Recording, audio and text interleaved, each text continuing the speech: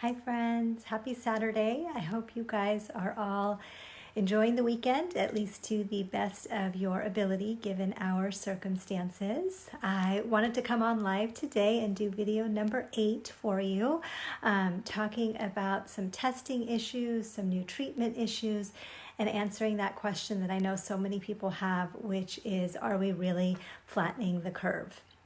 And so I'm just going to get right into it because I do try to make these videos short, but I tend to talk a lot too. So no more small talk for now. First of all, in regards to testing, the most common form of testing that most of you are familiar with are the nasal swabs, or that you can do for adults with their sputum, which is the stuff that you cough up if you have a very bad cough.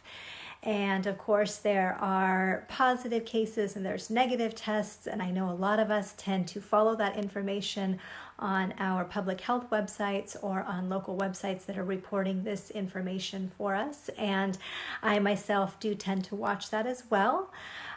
These numbers are largely based on that type of test, and the way in which that test works is that it tries to specifically identify a part of the virus that is present within our nose or our nasal secretions or the stuff that we are coughing up.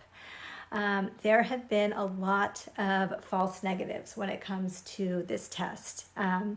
Physicians are treating a lot of negative patients in the hospital as though they have it, basically based on their symptoms, namely putting them into strict hospital isolation if they need to be admitted, or giving them advice on how to care at home, but making sure that they follow a strict quarantine and basically to treat themselves as though they have it. And at this point, it seems like we all know someone who says that they have had a negative test or they didn't get tested, but yet they have had the worst respiratory illness of their life, or they are having rampant fevers running through their home, just something that seems to be suggestive of the illness, and yet the illness has not been confirmed in those individuals or those families. And of course, there are many out there who are not sick enough to get tested, and they are staying home, and that is the appropriate measure, but you can see how you can get a false sense of reassurance when you have low numbers that are present. So for example, in Bakersfield, our numbers are not too high relative to our population. And this is a blessing because our hospitals and our ICUs are not overrun. But we still have to be cautious in our behaviors, and we have to interpret that lack of a high number of positive tests with caution, because sometimes the tests are going to be falsely negative, and of course there are many people who are not getting tested at this point in time. The virus is still most definitely out there, and we have to hold strong with social distancing. I have thanked you before, and I will thank you again for so many of your efforts that you guys are doing in terms of social distancing. We, excuse me, would not be flattening the curve if it was not for what so many of you are doing, and I will talk about that in a little bit as well. And just a word of advice, if you do feel like you have had it, or you had it in the past, but you had a negative test or you had no test, then again, my advice is to hunker down for 14 days in a quarantine in a way that, assuming that you did have it, because that's the way to protect others within the community and make sure that they don't get it. A lot of you have asked about a different type of testing, which is antibody testing. And this is a blood test, not one that's done directly from your nasal secretions or what you're coughing up. And based on the different types of antibodies that you have in your system, it can tell us whether you are amidst a new infection or whether you are in the recovery phase of an infection, or perhaps you were exposed, you never had symptoms, but now you are quote unquote immune because you have the antibodies present. This is important mainly because if someone does in fact have antibodies against COVID-19 in their bloodstream, they could be plasma donors, and that plasma could then help the sickest of the sick get better when our supportive care measures or even the medications that we're experimenting with are not working. I gotta switch my page here. And because of that implication, hundreds of companies, literally hundreds, are trying to put out antibody testing as quickly as they can. And the FDA is trying not to stand in their way. So they are emergently authorizing these tests to be released without their usual stringency of measures to ensure that these are good tests. So this can be a good thing and a bad thing, that we are starting to have this type of testing being available, but we don't know if they are good quality tests that are being put out for public use. There's also a bit of a political push for these tests to be put out in order to preserve what's left of our economy, in that suppose you've had it and you can prove that you're immune, well, perhaps you're safe to go back out in the world and work again. But the problem with that is that we don't know that yet. We are assuming that if you have the antibodies that you are immune and you cannot contract this virus again and get very sick from it. But we still don't even know that for sure. So there is still so much to be learned when it comes to antibody testing. And with the private companies and the researchers literally racing one another to deploy this test, and the FDA trying to not stand in its way, it really seems as though there is a high risk for faulty products or faulty testing right now. So just interpret it with a grain of salt. I have unfortunately seen that there are different facilities that are offering this for a cash pay. And quite honestly, at this point in time, for people like you or me, that's my dog if you can hear him in the background, her in the background, I don't know that it's a good idea for you to necessarily engage in that testing if it's not going to affect your everyday life. So a little bit on treatment. There was actually a great New England Journal of Medicine article that was published yesterday, and I won't belabor you with all the details, but I'll try to give you the gist of the study. It was able to look at 53 patients, so still relatively small, but a good study, that were hospitalized with COVID. And they treated them with a 10-day course of compassionate use of a medication called remdesivir, which is an antiviral medication. And the average time from when these patients started to get treatment was 12 days after their symptoms started. So a little bit late in the game, relatively speaking. But again, with all those problems with testing and things like that, it's not a surprise that it took that long to start the treatment. There was overall a 68% improvement in the oxygen support class of those individuals. So that means that the amount of extra therapy that they needed to support their lungs improved for 68% of the patients that were enrolled in the study. So that's a great sign, but most of the improvement was seen in the younger patients under the age of 50, and most of the improvement was seen in those that did not require a ventilator. So again, the results become a little bit difficult to interpret, because is this just the virus running its course, or was the medication in fact providing a significant change for these individuals? The good news is that 17 of the 30, which is 57% of the patients that were on a ventilator, were actually able to be taken off the ventilator, and 75% of the patients, so 3 out of 4, who are on what's called ECMO, which is even more support than a ventilator. A ventilator supports your lungs, ECMO supports your heart and your lungs, and is really reserved for the sickest of the sick. 3 of the 4 that were on ECMO were able to come off with the use of remdesivir.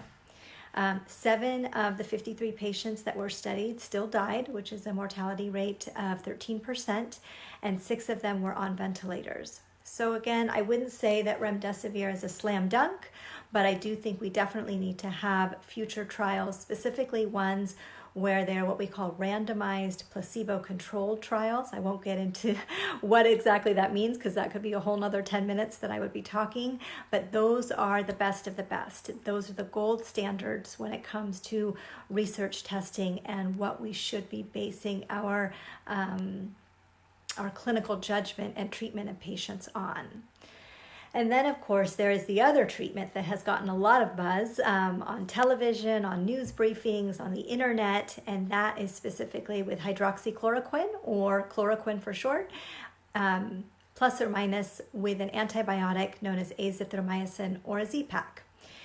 And we still just don't know whether or not the risks of these medications, either alone or in combination, outweighs the potential benefit to prescribe it to anyone.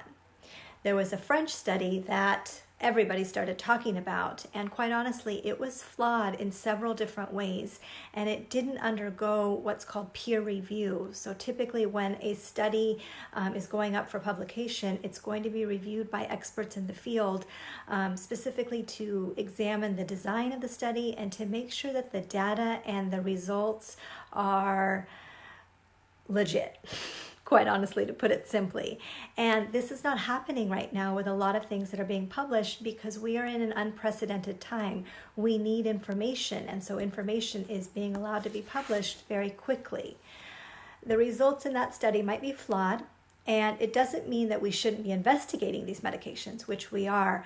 But again, it's not a slam dunk, and it doesn't mean that we should be hoarding these medications. It doesn't mean that we should be taking them willy-nilly just with the drop of a symptom or trying to access them. We really need to leave it up to the doctors and the scientists and the research and the experts in the field before we start to prescribe these readily. And the reason is because there is a very real threat of what's called an arrhythmia. That is a abnormal heart rhythm that could potentially be fatal, as well as other heart problems that are related to hydroxychloroquine, especially when it's used in conjunction with azithromycin. So it's not to be taken lightly. It's not as though the doctors are trying to keep this medication away from the sickest of the sick, but we have to make sure that we're not harming patients before giving it to them as well. Fortunately, just in this past week, there is an NIH-sponsored study that just took off in Tennessee, and they are aiming to enroll 500 patients with COVID-19, and it is going to be one of those blinded, randomized, placebo-controlled trials that we talked about, and hopefully that will start to give us many answers. And I looked it up. There's actually almost a dozen other trials in this similar fashion that are aiming to provide us with useful information. So again, we are in uncharted territory. Ultimately, the answers are going to come from these studies, but the studies take time. They simply can't be rushed. And it's better, in my opinion, to take a little bit of time and get the right answers than rush and get the wrong answers. So next, I wanted to talk about, are we flattening the curve? I think so many people want to know this, and the short answer is yes, we actually are. So again, kudos to all of you who are practicing social distancing and who are changing their lives completely in order to allow us to flatten the curve.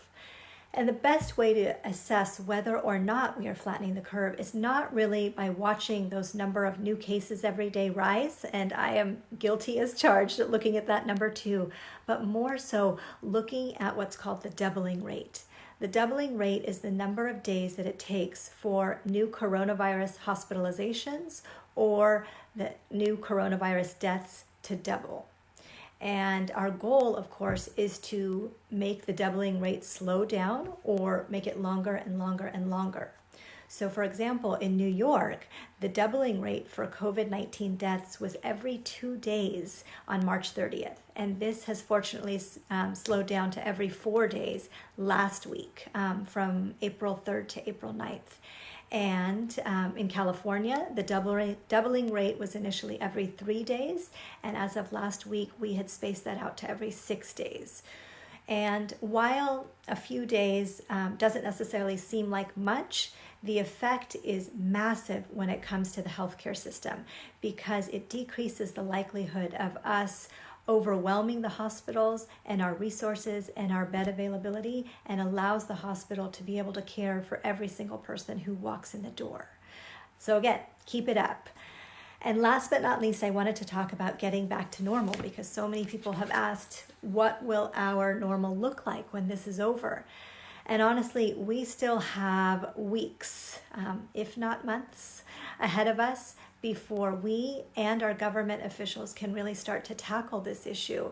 I think that most are still very much in the throes of working on further flattening the curve, working on testing, working on treatment, working on vaccine, before they can start to wrap their minds on how are we going to reopen our gates, if you will. And when that time does come, it's definitely going to be it's going to have to be a gradual reopening of the gates, because we don't want to experience another peak, right? We've all worked so hard to stay home that when the time comes, we will have to gradually enter back into the real world so that we don't get thrown back into our houses for several more weeks, right? And honestly, the best analogy that I could think of is if you go to an event where they have a buffet dinner and they are allowing one table at a time and all the individuals at that table to go up and get their meal. If everybody at the event listens to the directions and they go up when their table is called to get their meal, then there's a nice order to the system. Ultimately, everybody gets fed and there isn't panic or pandemonium or a mad rush to the buffet table.